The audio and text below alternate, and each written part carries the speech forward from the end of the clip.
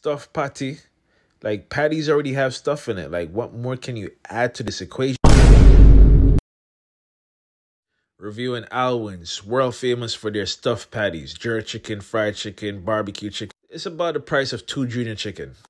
No lie, them patty I did pack like line 1 TTC train during rush hour. I had the jerk chicken and the barbecue chicken one. This was looking glazed.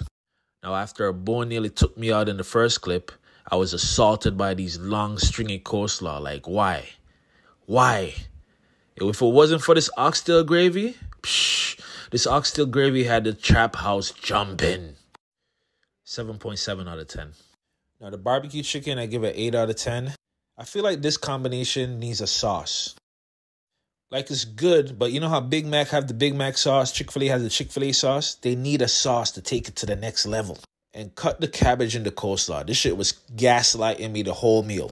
Would I try this again? Yeah, but they need to build the sandwich up a little bit different and get that sauce. And if you get it, make sure you get the oxtail gravy.